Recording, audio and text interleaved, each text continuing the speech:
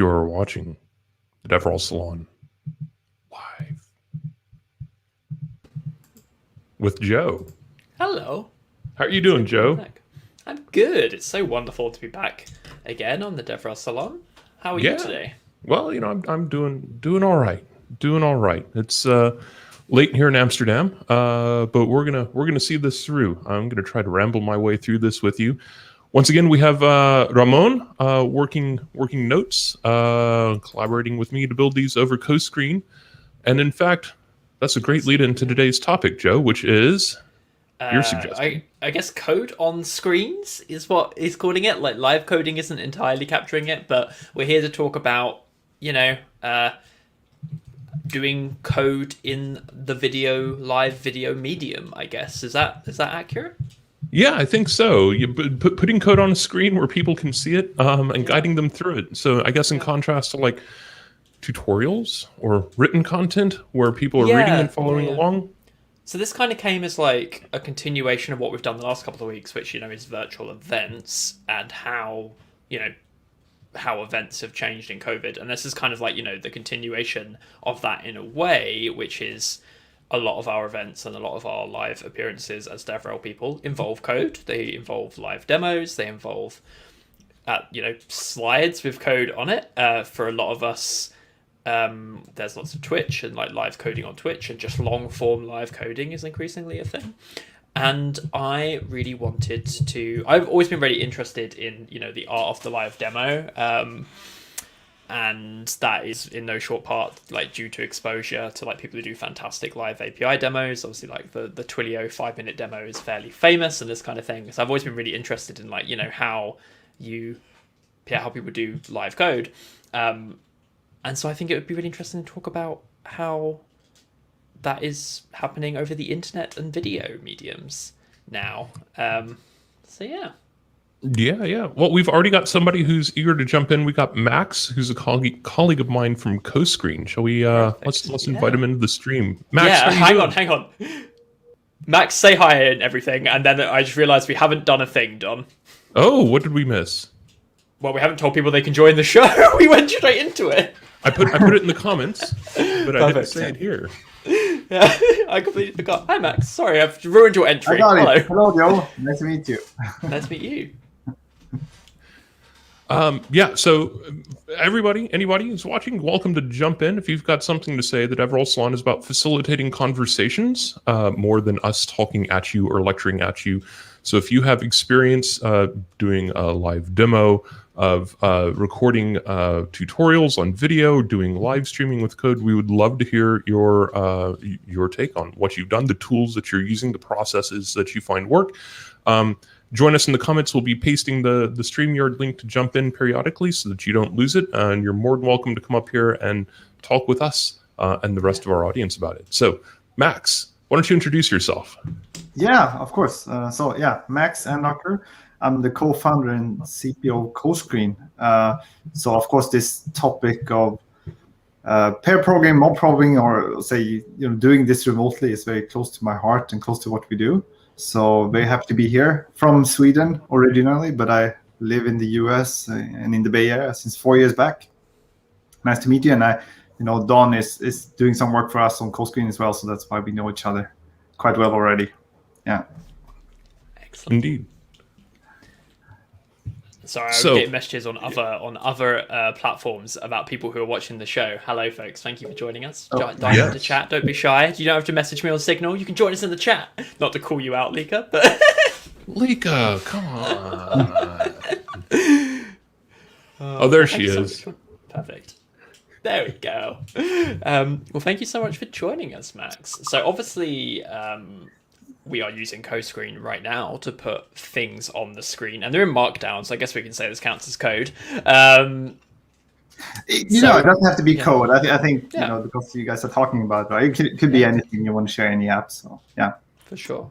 But yeah, it's been a very useful thing for us in doing DevRel Salon to have a collaborative notepad. But I became first aware of CoScreen thanks to Don and his work with you in the context of like, you know, being a live streamer and doing code, and like, would we use it to collaborate? Because I do a regular collaborative coding show with an organization called Battlesnake, and in that show, you know, it's pair programming on ridiculous code. Like it's not, the principle of the show is bad code essentially. And so CodeScreen was really interesting as like to help us bridge some of that pair programming gap on live. And I'm just rambling at this point. I don't know if you had any particular thing you wanted to input into this. Sorry, I'm filling the gap. No, that's awesome. You know, I'm just happy to be here and engage in the conversation. I'm not a fantastic developer myself, but I can hack together JavaScript and a bit of Vue here and there when needed. So for sure. Thank you for that amazing suggestion, Floor. So Floor has suggested we put the StreamYard link into the show notes so that anyone joining the StreamYard link is right there in front of them. And it is at least a reasonably short link. It is Puster. If you'd like to join us, you just go to StreamYard.com, Puster, and you can be straight in here. See, and now here we have highlighted one of the problems with live streaming live code is that people cannot copy and paste that out. Correct. They can see it on the screen, but they have to remember MTIRRPUSTE and assign it some weird pronunciation, which in this case, thank goodness, is not terribly horrific. And as well as not being able to copy and paste it, as Floor notes, not as accessible, because obviously screen readers can't get that. There's also, you know, just the fundamental problem of this is video being punted around the internet, and if someone has a quality dip, or if we're broadcasting in low quality, it's going to be reasonably unreadable. So yeah, I guess to kick this off in a useful direction, like just in terms of setup, what do we need to do to put code on a video and make it legible and good? Is that a good place to start? Yeah, I think so. How deep do we want to go down this rabbit hole? I could talk about the fact that WebRTC is not optimized for transmitting code, but for transmitting faces, and so it often renders text awfully. That's fascinating. Okay, well, yeah. So WebRTC, if you don't know, is the video technology that lies at the heart of the system that we're using here. So anytime that you're doing video over the web, especially live video, it's going over a set of APIs called WebRTC that were originally developed by Google, and they're designed for video chat, right? So for low resolution headshots of people, and it uses codecs and settings that are fine for that. But Max can tell us in more detail, because CodeScreen is also built with WebRTC. Like, it gets a little dicey sometimes when you're trying to do things with very large dimensions, like an entire screen, for example, or when you're trying to do text. This is actually something we ran into at Screen Hero, is that when we were building the video encoder there, we found that anything other than simple black text on a white background or white text on a black background like this tended to look bad, especially if there was red in there. Red and green text rendered against especially a dark background really badly. And it's just the features of the encoder and just weren't designed for that. And so, but that was 8 years ago. It looks like things have improved a bit since then, at least. But that's something to think about. So, what's the workaround if you run into this sort of situation? Make your font big. So I've got like 18-point font in this window right now, and I could probably make it bigger. I don't know. I'm assuming people are able to see this reasonably well, because it's pretty big, right? Yeah, I can see it fine. So that's something certainly to be aware of, and Floor pointed this out too in the comments, right? Make sure that your resolution is not too high, and that your text is suitably big. Of course, there are all kinds of opportunities as well to sort of tweak the stream to be better adapted to streaming text. You know, you probably want to have a lower frame rate but a higher resolution, and as you said, it's important with the color dynamics as well, so they can so that it's easy to read. And I think that's the thing. Like when it's true, CodeScreen is based on WebRTC, but at least because it's so focused on screen sharing, we can tweak some of those dials in to make it a better experience. And I think, you know, network connections have improved a lot. I think over the years as well, you know, latency has come down. We've seen the emergence of things such as Stadia. They're sort of really setting the scene for what can be done through streaming, because it's just essentially the same type of technology, right? They're using H.264 or I believe sometimes VP8 or VP9 to stream while you're playing video games. And I think there's no other scenario that sort of illustrates the need for low latency as gaming, you know? Yeah. And when you hit that button, that shot needs to be fired, and you know, it's not good enough if that happens half a second later. So yeah. Okay, there's a bunch of things that I want to comment on. So I'm briefly just say hi, Flacky. Great to be here. You mentioning streaming, Max, is really interesting. So actually, I do want to briefly detour whilst we're talking about, you know, kind of the WebRTC part of it, but also, you know, the nature of the streaming platforms. One thing I have heard but don't yet have, I don't feel like I truly understand it, is actually there is a lot of importance. Well, there's the platform you choose really matters in a really fundamental way, which is how they gate transcoding.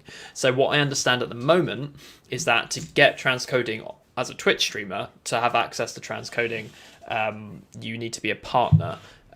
Which I understand. Again, I don't know. Couldn't even really tell you what transcoding means. But what I've understood from that is that if you want to watch Twitch streams in certain parts of the world, it can actually be surprisingly difficult because the lack of priority transcoding for small streamers, whereas YouTube has transcoding for basically everyone. Which makes me sad because I like Twitch on my default platform, but I've heard that some people can really struggle with quality because of that. Oh, okay.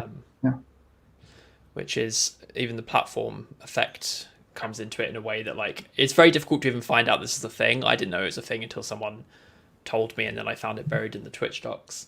And the other thing I wanted to jump onto whilst I was here is, Floor, you said not all the themes for syntax highlighting are very accessible. I imagine that's talking about colors and the color blindness types. Is that the area in which syntax highlighting might be? Cool. Yes. Perfect. Yeah, very good point. There is a wide range of... This is kind of tangential to live... Well, I guess it's kind of getting into where I want this to go deep down the future. But aside from, you know, syntax highlighting being accessible, there was a really fascinating article a couple of weeks ago that I think I shared with you, Don, about syntax highlighting being a wasted information channel. Did I send this to you? You did not.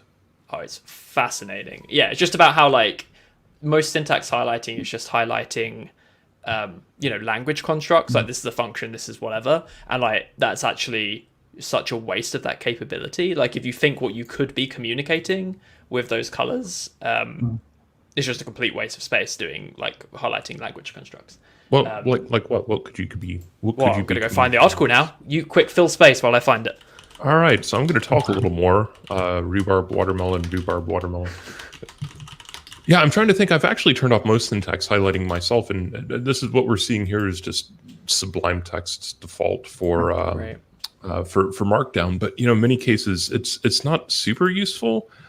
Well, actually, I could think of a really cool use for it is to find, and I'm pretty sure I had a JetBrains plugin that would do this for me. In fact, that would take the same variable name and use a color for that variable name and a different color for a different variable name, so you could see the flow of data through your code, and you could see where other instances of that variable name were without having to like search and search for them.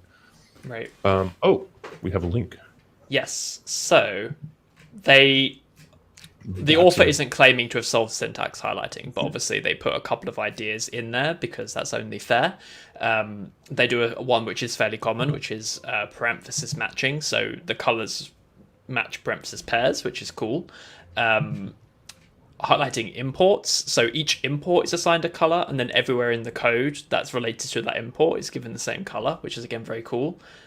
Same with arguments. So, like, you know, you've got a function declaration, and you name the argument in the function declaration, and then that argument continues to be colored throughout. I really like the exception highlighting. I think it's a really good idea, which is like whenever you call something that could have an exception, or in general, I think side effect is actually a cool thing here. If you call any code that, you know, could be doing something and you haven't handled that side effect, it colors it. I think that's super cool. But yeah, it's a really fascinating idea, and I think it comes into this conversation because, you know, live coding is like putting code on screen in front of people and making it a visual medium, and especially when you're whipping they are trying to read what you are doing as the live coder, and you are going to be navigating and doing your own thing, and it's not, they're not in control. So how does the viewer get the information that you have about the program? And I think like how we present codes ourselves in our own text editors and consume that information, we always like, I think it's a different set of things to have that viewed by someone else. Does this make sense? You know where I'm going with this? Yeah, I do.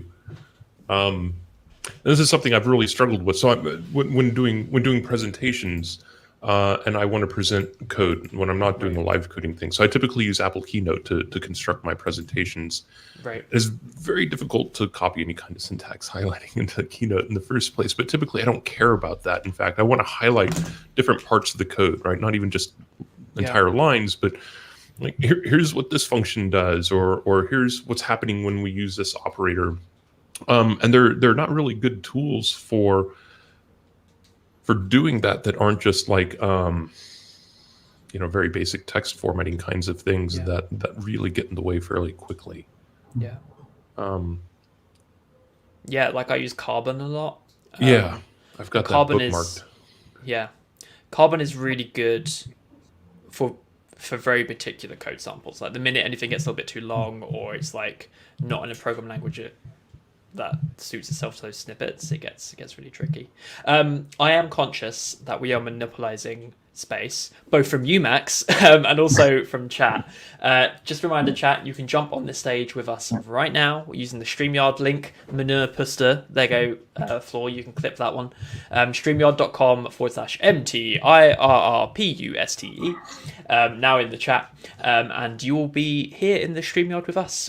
Do you do any live coding? Come tell us what about your live coding setup. Do you Twitch stream? How do you do that? Do you use any cool VS Code plugins to do that? Have you done any recorded videos of code on the screen? Come share your things with us. A live demo on stage. Yeah. Which I think is sort of the prototypical example for this. Yeah. So Joe, Max, what do you think of, this is a thing that had started to be a thing for live coding demos on stage, and I imagine it works just as well for live streaming.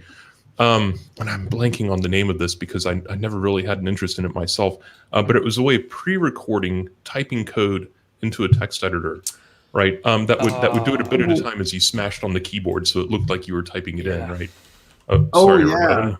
This is what people use, right, when they record these promotional videos. It looks like they're typing insanely fast because they only have a few seconds to show it. But right, and it just throws text on the screen. I'd been to a number of talks where they would use this, and the advantages, it has the advantages of a pre-recorded demo, but it looks like you're doing it live on stage, and it's still text, so you can copy and paste that text out.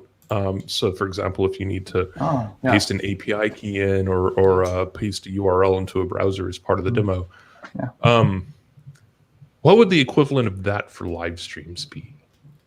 Well, so I think another thing that's kind of on that I've definitely done in API demos as past evangelist role is like, I'm live coding, but I do have big chunks of code ready to go in macros. I used to do that a lot for boilerplate, where like, a lot of text editors have shortcuts. So like, I would live code the interesting bits that needed explaining as I went, and if I wasn't going to talk about it in depth, I would copy and paste it in, which I think is fine and valid.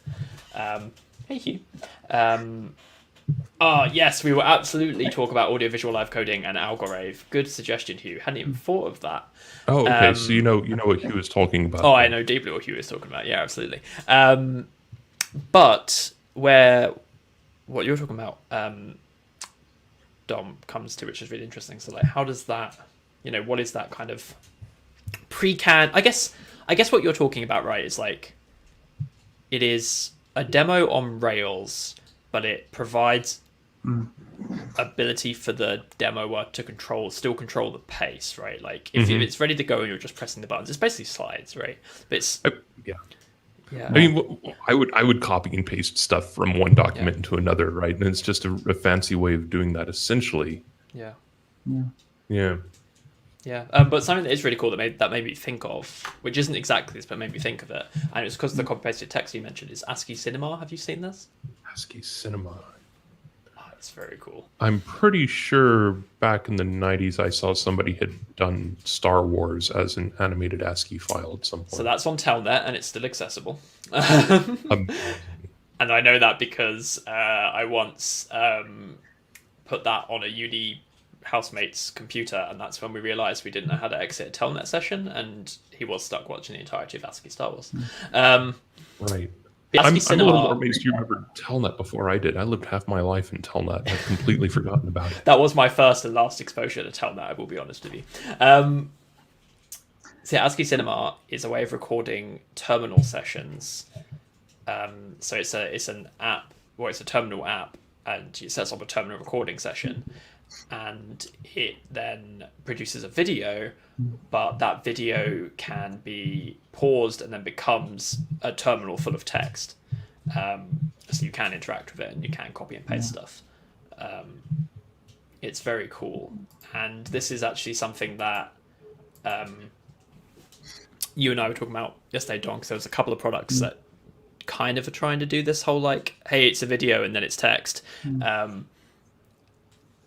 And actually I want to put you on the spot a bit, Max, and ask, like, these things all work in weird ways. So like the one that I actually invited him on, but I don't know if he'll make it, but there's an app called Pearcast, which is really interesting in that it's a video recording tool that records, like, as you're, it's for like pair recording coding videos.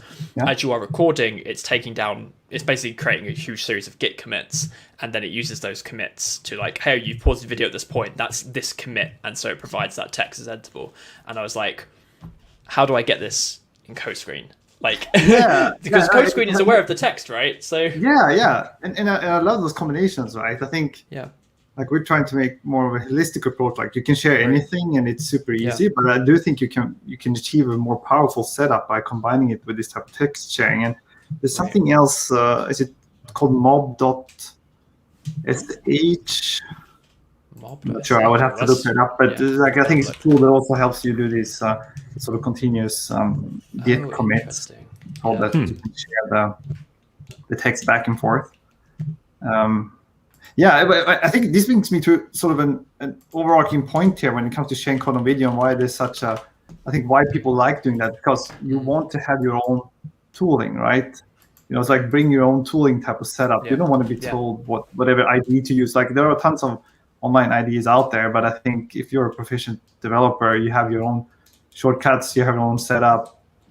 It's just very hard to be effective and fast in typing on someone else's machine. I think there's this need, especially if you're several people streaming at the same time, like to be able to switch quickly and support each other is important. I had that in the live coding stream I mentioned earlier last week. We decided to do a spontaneous challenge where we were basically doing code golf, where we had 20 minutes to try and achieve something in 5 lines that really shouldn't be done in 5 lines.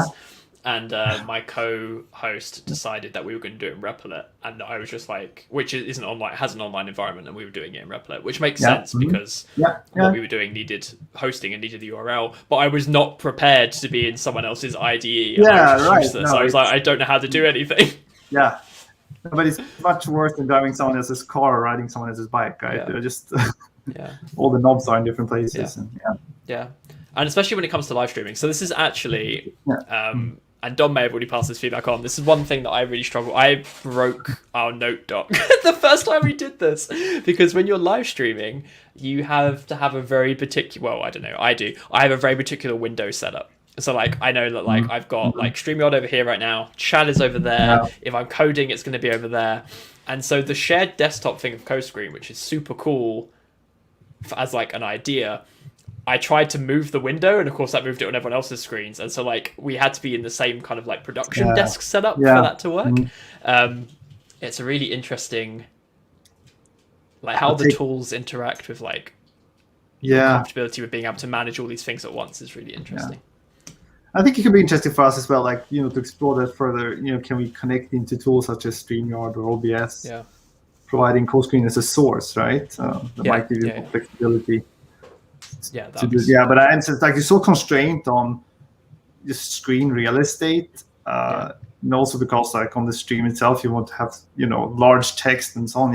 It's I have the utmost respect for people live streaming and sort of figuring this out. So yeah, for sure. Some of the live streaming setups, actually, what you just said, is a really one of the things I wanted to take this conversation to and chat again. This is, I would love y'all's input on this, is like what we have not done, what untapped potential there is for like displaying code on screen.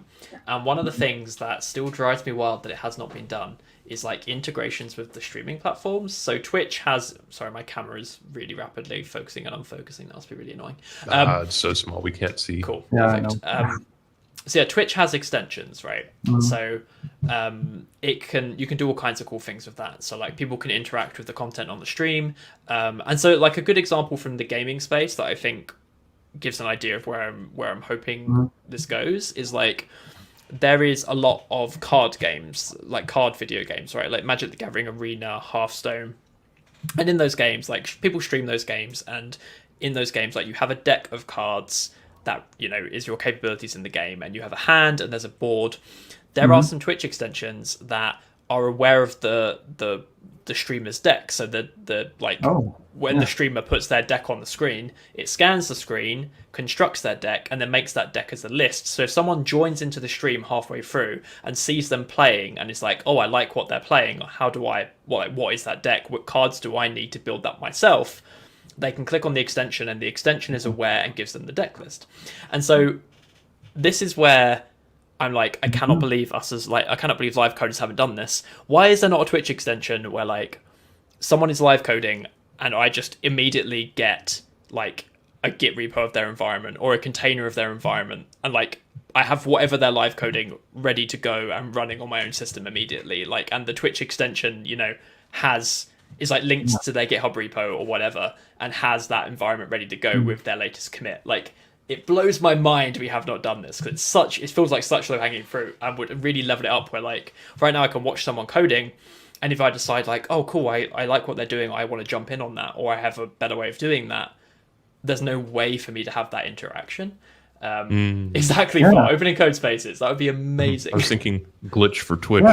Yeah, exactly. Yeah, like just being able to remix things straight away. And like there are live stream coders who code their own extensions. Actually, I think one of them, Jay Lengdorst, I can't remember his full name, I just know his Twitch handle, but Jason? Jay Lengdorst, Jason, I think he's live right now coding Twitch extensions. So like, oh, funny. Why? Where is this? Like, but yeah, does anyone else got any other ideas of like, integrations with the platforms that would make this like better? So what is Code Spaces? This is not something I've heard of before. It is Visual Studio Code on Microsoft's cloud integrated into your GitHub projects. Oh, right. This is the new GitHub feature. Yes, it was Gotcha. It was on Azure, and then they launched it on GitHub, and then killed the Azure version. Right. Okay. Floor, did I get that right? We've got a board full of ex-GitHub people, and we don't know this. Well, I don't know this. Code Spaces was after our time. It's fine. Discontinued. So I guess there's also Gitpod. I don't know how easy it is to clone and remix a Gitpod space, but that might be something worth looking into. Yeah, I mean, Gitpod is very similar to Replit. I think they both have functions for like, hey, if you make this thing public, it's meant to be easy to get. But yeah, so that was just like the one idea I had for like Twitch extensions. But I think there's there's things like Twitch plays Pokemon, right? Where like the chat has interaction with the game that is being played, and I also feel like Twitch plays my VS Code editor is. Right, like that should be a thing. That only sounds a little terrifying. How many different ways can we escape out of the sandbox and into your broader computer?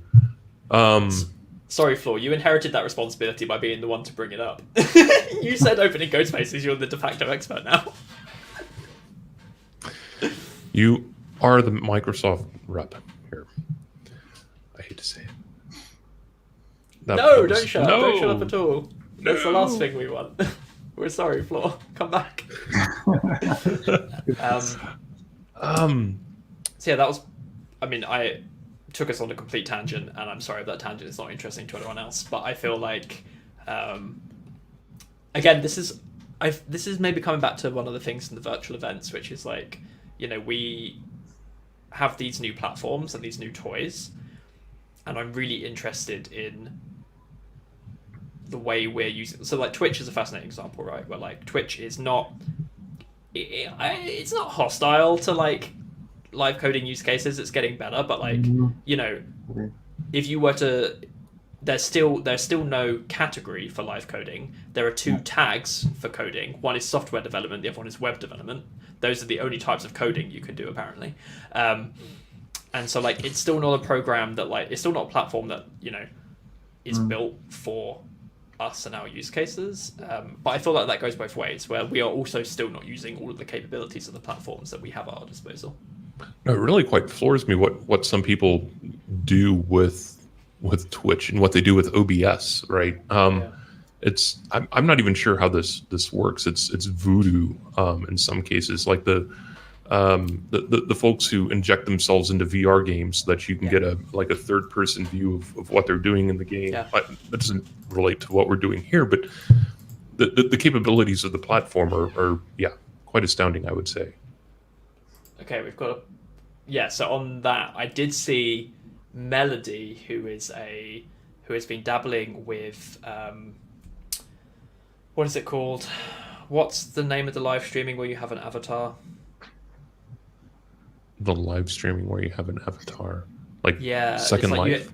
No, well, it's like this movement or like this like subculture of live streaming where instead of you being on the stream, it's VTubers. Thank you, Lorna. Hi, Lorna. Melody has been experimenting with VTubing, with like streaming with a virtual 3D avatar rather than themselves, and I saw them like our tweet about joining the stage, so I was really hoping they were going to come join and tell us about this, but it doesn't look like they're here. But yes, you're right, there's like some of that stuff is really interesting. And on that note, I actually saw a thing today with OBS which I didn't know was possible. It was by one of the Twilio folks, where did you know there's a browser source in OBS, so you can add a browser as a source in OBS, and that's cool. That's but how OBS Ninja works. It does, but also like you can just make whatever you want with CSS animation, with like a CSS framework and animation. So I watched a workshop today on like making animated lower thirds with CSS using a browser source, and it blew my mind. It was so quick and easy. It looked so good. Like making animated lower thirds is normally such a pain. And yeah, it took him like 2 minutes to make this beautiful animated lower third using a browser source. And then there's settings in the browser source when you change scene to reload any browsers. So whenever he changes scenes, it reloads the browser source, and the animated third, lower thirds, like cycles the animation again. It was so clever. Oh, sorry, Ramon. An animated third is like the little. We don't have one here right now, but it's something like that, right? An animation that goes across the bottom of your screen, like a chyron on a news channel on cable, for example. So they were using Flexbox Flaky for everything. So this is a lower third, basically, but this is one with a tweet. Yeah. And it's also covering Mac, sorry. Limitations of StreamYard, right? Yeah. Okay, so there was a bunch of stuff posted. So don't forget Glean. Sorry. Yeah. What were you going to say, Don? Don't forget what? I was just going to say, don't forget you can join us live on stage. The URL is in the chat. We'll be reposting it there periodically. It's I'm not even going to try to pronounce it. Meterpister. We would love to have you join in the conversation, so it's not just me and Joe talking over Max. We would rather have you on here talking over us. So let's see. So is there an example of VTubing that we should look at? I'm actually kind of curious about this right now, because I'm imagining live coding meets KDA. Yeah, you're not incorrect. It does have a big intersection with like anime and K-pop crowds. There's actually one that's been a really big deal, and I'm trying to remember her name, but there's been a VTuber who has been interviewing lots of real life celebrities in like weird scenarios, because obviously they can do all kinds of things. It's just a virtual environment, and so like they're kind of doing this angle on like interviewing celebrities where like the celebrities interviewing them whilst really bizarre things are happening in their virtual environment, and it's been really interesting to watch because it results in a lot of strange, I don't know, I guess it's kind of like a parallel to the Hot Ones show. Have you seen this? The show where they interview celebrities while they eat really spicy chicken wings. Like, what's really nice about that is it like is a really interesting way of breaking down like the barrier of the interviewee. And this is kind of the same where like they'll be talking and suddenly like 50,000 physics ragdolls will fall from the ceiling, and the celebrity would just like not know how to handle what is going on, and it becomes like the questions get really yes, Floor, we didn't actually come back around to our Algoraves, but we absolutely will. Yeah, the answers get... Oh, my camera's just completely lost the plot. Oh, it's a nice effect there, yeah. There we go. But yeah, I can't think of a good example, and I don't know any examples of code. But yeah, I think that it's an interesting subgenre of live streaming for sure. Yeah, I guess the question is, does that help us? Does that help us with our fundamental problem, right? Of like, how do we get code on the screen? I think it's interesting in that it breaks some assumptions about live streaming. That like, you know, before VTubers. Well, okay, so there's a couple of interesting things. Firstly, that like, hey, you as your person need to be on screen and represented. Like, no, you can have a different representation, but then they're all machine learning, but well, they're all AI powered in some way. Like, a lot of them are matching the expressions. Like, some of these VTubers do it in full mocap suits, and others do it just by like facial recognition and stuff. And so that is interesting, right? Like, I think there's some video game streamers stream with eye tracking software, where they are looking, there's like a circle drawn on screen of where they are looking, and this is really popular in like shooting, like with high performance like Twitch shooting, like Counter-Strike. And so like this kind of thing where like, what could we do to improve what code is being shown on the screen, or what is highlighted in different ways for the viewer based on what we're working on, is really interesting to me. Okay, anyway, I'm going to stop talking. We should move the conversation on.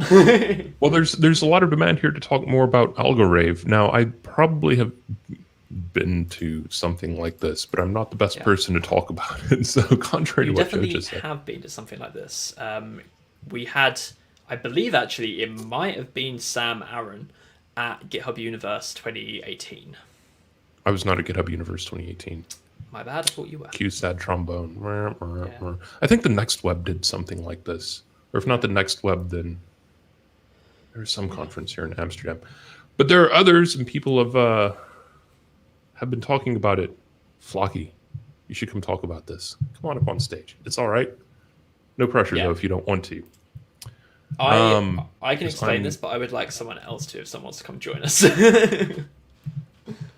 Just... Max, have you had any exposure to live coded music?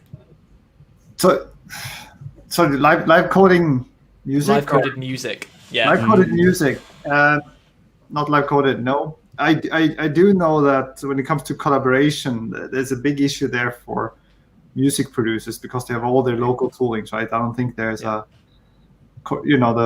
not the equivalent of Figma for music composers. They have all their... they download these special. I don't know, they buy packs of sound. They've got all their samples and stuff. Yeah, it's super complicated, right? So yeah, I think more from that point of view, the collaborative aspect. What is nerd disco? Yeah. Okay, so I guess the chat is leading me to do this. So folks who aren't aware, Algorave, or any of the subgenres, is exactly what it sounds like. It's live coded music, but it will usually they will usually work in either a specific programming language or a library for a programming language that is set up with like some abstraction over music. So like the one that I'm most aware of is Tidal in Haskell. and like they will literally come onto the stage of a laptop, open their text editor, start a REPL, so the program's being evaluated, and they will like type like beats, like they will type like the name of the sample they want, and then the timing that they want it to be played, and then they'll compose that with other functions to change the sound, and they'll build up a program. It's kind of like if you've seen like a live looping performer where they play a bit of a keyboard and then record it and then they move on to the next one. It's like that, but with functions. Code. Yeah, That sounds incredible. super cool. Yeah, because they don't. So go on, Dom.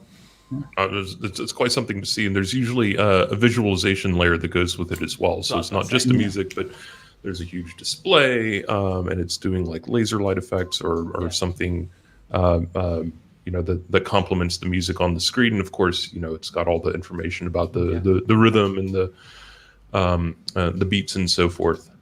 Yeah. And t-shirts with equalizers on them. Have you seen those? Yeah. Well, so Flaky just linked to the Live.js network. One of the members of the Live.js network, Sam Ray, maintains a VJing library that's built on a library that Hugh maintains. Now we're really going down the stack of people in this chat who have mentioned live coding. It's a VJing library that allows you to do cool things like put visualizers over like the code you're live programming or over any music. It's super interesting, and it's also becoming really common. Like I said, like GitHub Universe has VJs. The folks in chat have posted a lot of cool things. Nerd disco sounds. So here's one of the things that I found particularly interesting, and I haven't quite figured out how it works yet because I'm a compiled languages guy, which is that you have your artist on stage. They've got it's not even really a REPL, it's a text editor, and they're editing a function, right? And as they're editing the function, the music changes, the visualization changes, right? As a C programmer, when I go and edit a function, nothing happens, right? Until I hit that compile button and then debug it and then run it. But so this function is being constantly reevaluated over and over and over as they go. And this feels like a potentially very powerful paradigm for doing live coding of other kinds as well that don't just involve entertainment but involve education, right? So you can show instantly, like, if we change this function in this way, this output changes as well. And I'm wondering, like, are there tools and libraries out there, obviously not going to be written in C, but are there tools and libraries out there that enable that kind of interactive demonstration of how making changes to code changes the behavior? Processing, but mainly P5, the JavaScript environment for it comes to mind. And actually Tidal, the music library I mentioned for Haskell, is really interesting in that it has another use case, or it used to, I don't know if it still does. It's very popular with mechanical loom fans. So like in these same language environments, I think it was Tidal, there was also like a lot of people who like for weaving? Live weave. Yeah. I have to double check. I'm not lying, but I'm pretty sure that was a thing. So Flocky says that Max. Anjana Vakil has a talk where that explains lambda calculus. I remember seeing this demonstration. I can't even remember what they were trying to demonstrate in this environment, but it was they were building a platforming game like Super Mario Brothers and showing how changes to different parameters in the game engine would result in different different animations. Brett Victor's what's it called? That Enzo refers to this talk all the time.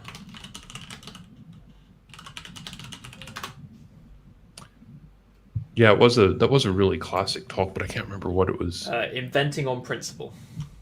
That sounds right. Yeah, Brett Victor's Inventing on Principle was, I believe. Can you add that into the chat? I certainly can. Nobody else there seems to remember the name of it either. So for next time, we need to have a browser window open, Joe, so that we can we can throw stuff in it. Hugh said, in terms of what you were saying about, how does the program work and deal with that, there's usually an audio server keeping state. The function can be thought of as a callback for the audio server to generate the audio patterns. The callback can be hot swapped. Tidal is now renamed to Tidal Cycles, that is correct. Hugh, bring some Maida. Get on this stage. Bring Maida with you. He's making dinner, he said. What, sorry? He said he's making dinner in an earlier message. It's back now, it sounds like. Yeah. When we came up with this topic, I didn't even think about Algoraves, and it's so obvious. Like, it's literally performance with code on screen, and it's pushing that in a lot of ways that what I wanted, the type of coding on screen that I was thinking of to be pushed. Mm-hmm. So I guess now that this has changed the topic of like, what can we as DevRel people learn from Algoraves? A lot, apparently. Yeah. What can we... Can you do that with Rust? I don't think you can do that with Rust. Flocky, tell me you can't do that with Rust. Flaky, I'm not going to wait for his response. Wisdom. But lasers. Flaky says yes. How does that work? We had a talk. I think the question is, well, how do you sort of convert composers who are used to these manifold GUIs to get into coding their music instead? Because I think it brings so much more flexibility, but there's like they're worlds apart, right? I think it's the same with design. Designers could also be coding their layouts, and I know some designers do, but how do you explain that? Yeah, it's a good question. All the people I know who did it were coders who were also musicians, and so like it was bringing them together. I don't know if I've met anyone who went, who was a musician who was like who saw coding as a new instrument kind of thing. Yeah, right. Oh, Nano is the framework in Rust. Thank you, Mark, for joining us, and thank you, Floor, for tipping us off that Mark needs to get on the stage and tell us about creative coding in Rust. Yes, Mark, you're certainly welcome to come join us. I know you're no stranger to being in front of a camera. Yeah, okay, so I'm gonna have to put look a this virtual up. background if you haven't cleaned up yet. So it's easy. Yeah, that's true. Yeah, I'm very sorry if I'm coming on too strong and bullying people to get on the stage. I apologize. Well, it's just that I want to get myself off the stage, right? Yeah. I don't want to be here. You'd be I want to take welcome, Mark. Certainly. I want to take a brief moment here on the topic of getting me off the stage and indicate that we are doing a survey. We want your help in shaping the future of the DevRel Salon. So we're trying to poll for folks' opinions about what we're doing right, what we're doing wrong, what we could be doing better, and ideas for experimenting on this format in the future as we go forward to sort of maintain the spirit of having a community conversation where everybody is welcome at the table to share their experiences in a non-judgmental and non-coercive environment, right? We don't want to push you onto the stage if you don't want to be here, of course. Yeah. So we'll have this link in the notes afterwards, and we'll be retweeting it as well. So if you can't fill that form out just now, we would certainly appreciate you filling it out at some point in the near future. Yeah, absolutely. Hey, it's Flocky. Flocky's here. Oh, yes. Hey! There's Flocky. Hello. How are you doing? I'm all right. I accidentally clicked away from my Twitch window, so I lost all my chat backlog and like everything, my chat context. I was like, I might as well just join now. Flocky, why don't you introduce yourself? Hey everyone, I'm Flocky. I'm a Hungarian living in Estonia, being stuck in Estonia. I'm a lot of things. Basically, I'm a web developer. I have always been a web developer, but I started doing a bunch of other stuff. I started doing a lot of community stuff. I did community management in Mozilla with a program that's called Tech Speakers. That was like a champion program of Mozilla's, and I am also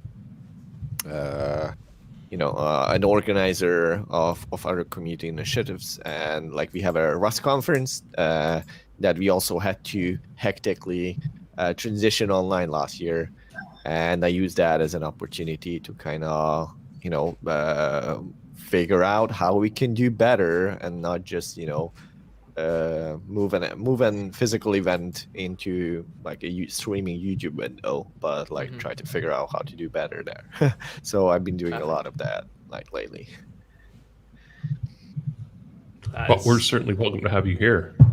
Yeah, and I want to ask you about how you're trying to do better on that event, but I don't want to go back to the previous 2 episodes of the show without Don's permission. But if you want to tell us about that, you'd be very, I think, Don, very welcome. Please correct me if I'm wrong. I think what without actually like going all the way back, like the thing I was mentioning is that we had actually almost like we have like on Twitter, like at some point we had so many artists in between the talks. At some point we just ended up we had like a set budget for the artists, and then we accidentally invited one more artist, so we had to extend the budget, but we were like, that's fine. And then the other artist was like, I can't fit into like 30 minutes, it has to be 45 minutes. So we ended up like basically 2 or 3 hours of like Algoraves and like creative content, or just like people DJing or mixing, or even we had like a team from Barcelona who rented an entire venue of 2 people. That was our closing like artist's performance, who rented an entire venue, and they had this like setup, and they didn't just do music, but they had this like projection of like they were like putting paints and dissolving in fluids and like making super interesting patterns, and like recording that and projecting that like as like a fractal kind of thing behind them, and that was like an exclusive video content that they produced just for our event. And like that was kind of the thing that we really wanted to give people something to like kind of refresh their brains between so many talks, and like Rust is like there's a lot of download in Rust. It's not like many of those talks were actually super deep dives and like very low level ones. So we kind of really wanted to give people like a refresher of the brains who joined. But also like one of the parts of that was also we wanted to support the artists themselves. Like we wanted to, because like tech people were not really impacted that much as like a lot of these artists like had festivals coming up and like all kinds of other things that was not possible to bring on. Oh, we've lost you, I think. Oh. No, I think he was just done. Oh, sorry, my screen. I looked at the wrong window. I looked at the Twitch, which was 15 seconds behind, so saw you still talking. No. Perfect. No, that's awesome. Thank you for sharing. That's. Yeah, I mean, I guess that's the TLDR, is like just trying to figure out how to do things differently and not just try to do the same things except online. Like, I think that was like kind of guiding principle for us. It's very cool. And thank you for connecting both our previous DevRel Salon episodes and this one together in such a seamless fashion. So I was going to say when you joined that you are probably a proponent of my favorite piece of live coding I've seen this year, where you dug around in your cupboard for a Firefox OS phone that you had wrote an app on once, and then it still had the app and you still managed to get it working. Oh yeah. For context, that was when was that? Like November, October, something like that. Yeah, that was October, Hacktoberfest, right? Yeah. When Joe invited me to Flocky, hey, like we are doing these things, and like we inviting people to show off some of the codes they are most like proud of, and I was like, Joe, that's gonna be hard. Like I don't have anything like that. And like I started digging through my GitHub, and like I found like a Firefox OS app that was like 7 years old, I think. Like the code base was like 7 years old that I created. On like a discontinued operating system. Yeah, like Firefox OS was this web-based operating system Mozilla started and did for like a couple years, and I think even like it doesn't exist for like 3 years now, and it was like, so it was really like a long time ago. And like we were digging through, like I told Joe that I'm not going to look into the code actually, So I'm gonna be seeing him at Seeing it 7 for the years first time after. in 7 years. Yeah, on the stream. first time as well as he is, and like it was like all this like weird like jQuery codes and whatever from like a bygone era. It was really fun actually. Yeah, it was great. Sorry, I'm now looking up something because Floor's post reminded me. There was a really cool creative coding book that got published recently, and I'm trying to remember who it was by. While you're looking that up, I want to welcome Mark Dowker to the screen. Mark, you want to take a moment to introduce yourself? Welcome. Hey, yeah, thanks everyone. So I'm mostly in the, let's say, the .NET scene, but I also do some creative coding, which I really like. And you already mentioned Sonic Pi over there, but another well-known framework is processing, which really originated in Java many years ago. But a large part of it is now done in JavaScript. So that framework is now P5.js. And yeah, that's really fun framework to do some creative coding in. And since everything is now web-based as well, it really nicely integrates in today's web. Nice. And another thing I want to highlight is last month it was January, like which of generative, and each day in January there was a challenge, so a small description which you could let's say play around with or to solve with your creative coding framework of choice. So I think those are really nice let's say additions to do to keep everyone in their creative mode, and but still have them give them quite some space to interpret those rules in whichever way they feel comfortable with and do something nice with it. So I really like that.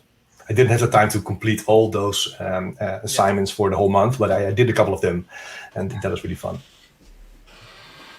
That's super cool. So what kind of like assignments? So I guess actually start off with like when you say creative coding, like what is the scope of this? Yeah, so and normally you do coding to fulfill some kind of business need or something, right? So there's always some certain value to it for someone. And when you do creative coding, that doesn't really need to be a certain value to it. You just do it for fun. You do it for your own fun, or that other people will enjoy it.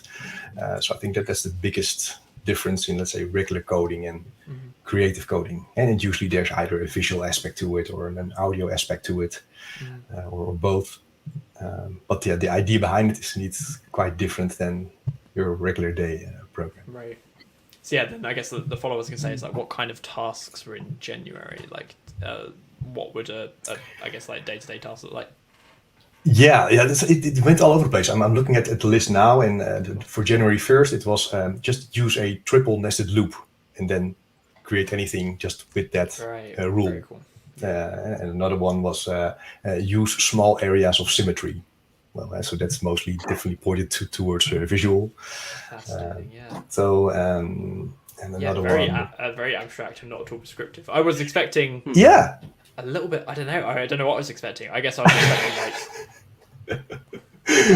like. More guidance than that. That's fantastic. Yeah, exactly. Yeah, and there was January 8th. It was use curves only.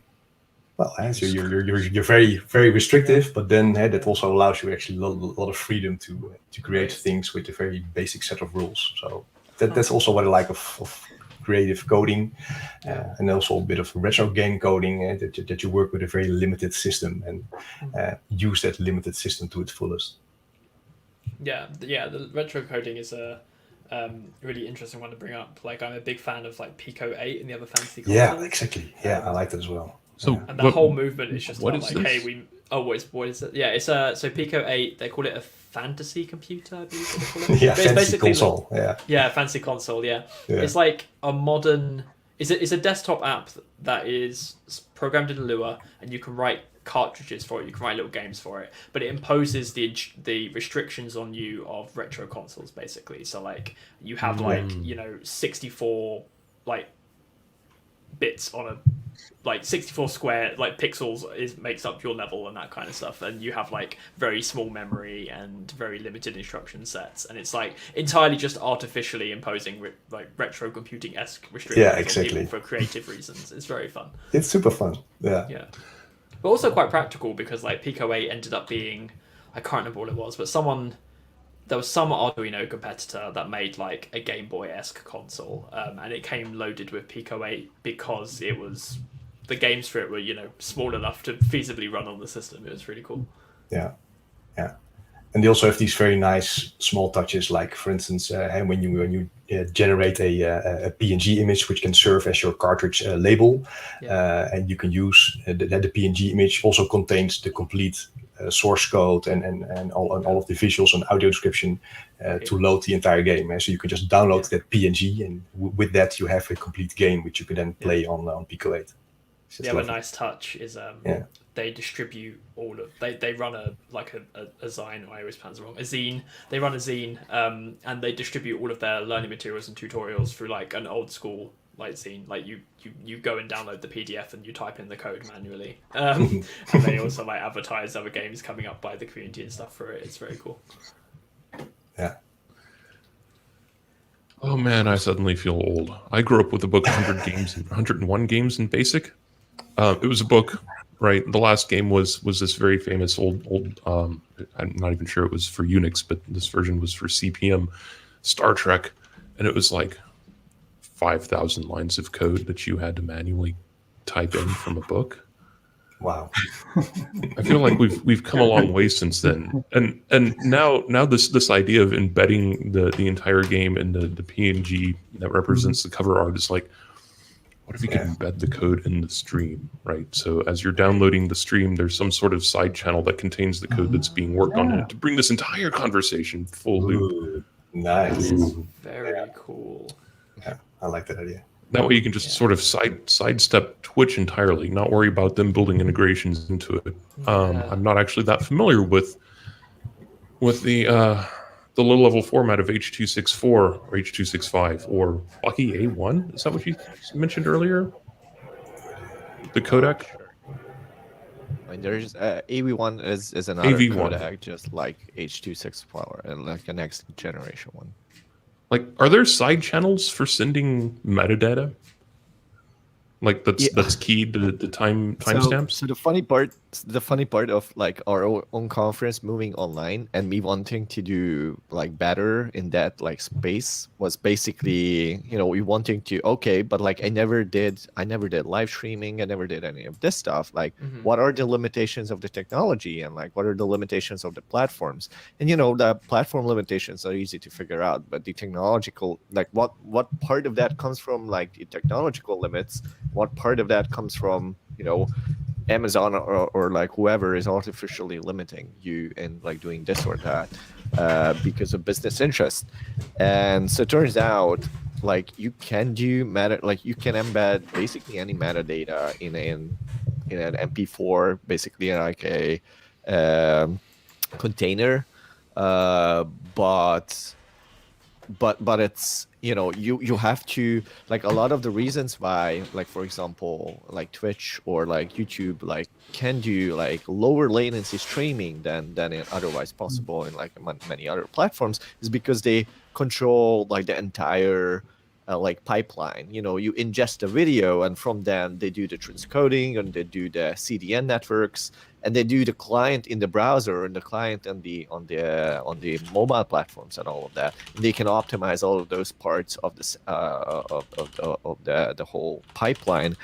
And the moment you can't do that is like the moment you can do that, you can do whatever you want. Like this is how you do like Twitch plugins and stuff like that, right? It's like the client in the browser, you can do whatever you wanted. And so that's basically the direction we actually went with RustFest. So we actually started building our own like streaming like app or like streaming like framework, I would say. So our conference was basically hosted on our website, and it wasn't like an embedded Twitch stream or like an embedded YouTube. but we still had to like take the YouTube the video streaming from somewhere.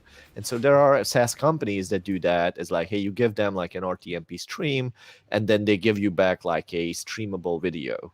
But again, that also, you are like, you can only do whatever that platform offers. And so what they actually do offer streaming captions. Then again, you still have to have like a HTML video player that actually supports captions. So like showing like the subtitles themselves, even if they are embedded in the stream. But like, so there are so many steps in like the pipeline that you would have to like know them really well and like be able to control many of those parts to be able to do something like that. You can sidestep them, is what we are doing. If you are on your own website, you can build like a side channel, like on WebRTC or something. But then the issue becomes synchronizing, because the stream is like delayed, and WebRTC is practically like real time. So like figuring out how to synchronize the two things is actually something that comes up a lot with online events. Because if you do have a live captioner, for example, we had this problem. If you do have a live captioner within like StreamYard, you are 30 seconds ish, 15 to 30 seconds ahead of the live stream. But the live captioner actually is putting the stream over like a streaming like WebRTC-ish connection. So if you are sending people like that, like directly while your captioner is listening to the studio audio, you're actually spoiling the talk, because it might actually end up like 20 seconds-ish early. And so like something you would have to figure out is how to like kind of make that thing work. And that's not even talking about caching, or somebody pauses the live stream, which most clients still let you do. If you pause the live stream and like run to the toilet or something, like your client would buffer up like the video, and then you would resume, and then you would be behind a couple minutes compared to everybody else. So the problem is, like, if you don't own the platform and build your own things, then you would have to figure out how to do the synchronization, or do things that don't require synchronization, of course. But like, it's like a huge rabbit hole. Yeah, gosh, that really does sound like quite the rabbit hole indeed. All right, so might have to rethink that one just a little bit then. It looks like we are coming, well, it's now almost about 9:10, so we've been going for about an hour and 10 minutes at this point. So I'd like to go ahead and start wrapping up the conversation a little bit. If there's anybody who wants to get a last word in, you're certainly welcome to in the comments, or if you still want to jump up here on screen, please feel free to do that. But in the last few minutes, just want to cover a little bit of administration. Once again, thank you, Ramon, for taking notes. The notes will go up on our GitHub repository, which we will share from the Twitter account. There needs to be a better way to communicate this. I don't even have the link handy. Can we do a group awkward wave, asks Floor. No. Okay, sure, why not? Don't forget, we'll share this URL again. If you have suggestions on how we can make the DevRel Salon even better, we're doing the wave now. There's a link in the chat. We'll share it on the Twitter account and in this GitHub file. I cannot wave and talk at the same time, it turns out. I'm going to stop that now. Max, Mark, Flocky, thank you so much for joining us. Oh, thank you. We're not done yet. Thanks for having me. Oh, Wave. More waving. Hi. I feel like that was a really, useful contribution. Yeah, this is perfect. Jump in, wave, perfect. It's DevRel Salon. Done. Mic drop. And there it is. No, you're stuck here now. Once again, thank you to everybody who came to watch. Thank you to everybody who came to chat in the Twitch chat. We appreciate the things that you have dropped in there. We're going to collect that into the notes and all the URLs, all the comments. Ramon and I will find a way to get that in that shared document. We are moving Don, from... I'm so sorry. What? Mark, did you make the VS Code Pets extension? Oh, okay. Unfortunately not, no. But I think I will Okay. adapt it and make one of my own versions of it. But no, I did not make it. But I think Because when you posted that, I was like... Yeah. No, it's Sorry, Dom. We're moving to... No, that's fine. We are moving to a monthly cadence for the DevRel Salon, down from a fortnightly cadence. So watch for us in March. Hey, and there's Ramon. More waving. This is There we officially are, the more most waving. people we've had on Virtual Dev Salon. I had to DevRel wave Salon. slower because my green screen cannot follow if I. Exciting. Well, I'm gonna Like, do you see me. the hovering head or something. Ghost head. So, yeah. March 1st, give or take, we're going to work this out. Part of the survey is finding out what day of the week people actually want to join us. So maybe it's Thursday, maybe it's not Thursday. We'll announce a date soon enough. Ignore the schedule on twitch.com. It is meaningless. All right. And also wave us out. on Folks. twitch.tv.